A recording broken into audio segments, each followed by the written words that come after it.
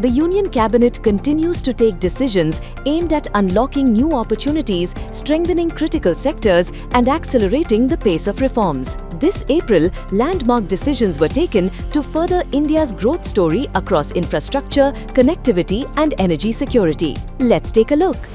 The Union Cabinet has approved the proposal for the creation of a domestic insurance pool, namely the Bharat Maritime Insurance Pool, with a sovereign guarantee of 12,980 crore rupees. Aimed at facilitating continuous maritime insurance coverages, the pool would ensure that Indian trade continues to have access to affordable insurance for vessels carrying cargo from any international origin to Indian ports and vice versa, even when transiting volatile maritime corridors. The pool would cover all maritime risks like hull and machinery, cargo, protection and indemnity, and war risk. It would also help address global volatility and geopolitical instability and would reduce external insurance dependency of Indian vessels.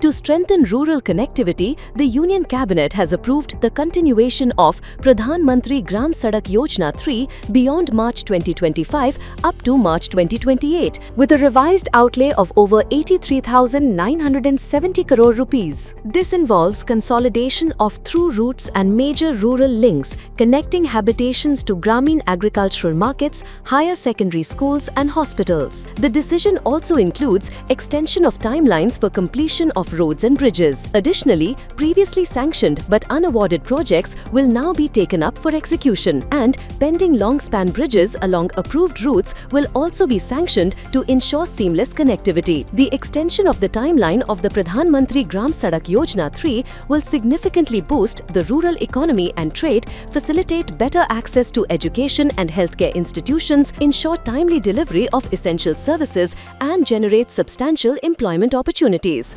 In a major boost to India's hydropower capacity and regional development, the Union Cabinet has approved investment proposals worth over 40,000 crore rupees for the construction of two major hydroelectric projects in Arunachal Pradesh. The approvals include the 1,200 megawatt Kalai 2 hydroelectric project on the Lohit River in Anjur district and the 1,720 megawatt Kamla hydroelectric project across Kamle, Kradadi, and Kurung-Kume districts, with a combined generation capacity of more than 11,700 million units of energy. These projects will significantly enhance power supply, support peak demand management, and aid national grid balancing. Additionally, the Kamla hydroelectric project will contribute to flood moderation in the Brahmaputra Valley. The projects will also drive socio-economic development through improved connectivity, local employment, and provision of free power.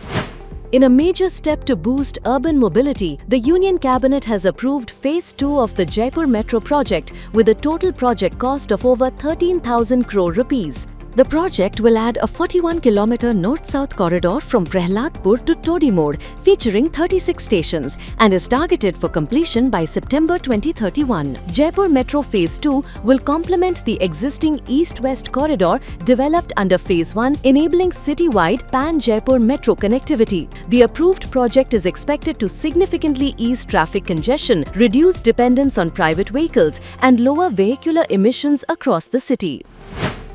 The Union Cabinet has also approved two multi-tracking projects across Uttar Pradesh and Andhra Pradesh with a total cost of approximately 24,815 crore rupees. These projects include Ghaziabad Sitapur 3rd and 4th line and Rajmundry Nidadavolu Vishakhapatnam Duvara 3rd and 4th line, which will cover 15 districts across the two states and will increase the existing network of Indian Railways by about 601 kilometers. These projects will provide seamless connectivity for the movement of people, goods, and services, along with generating employment of over 400 lakh human days.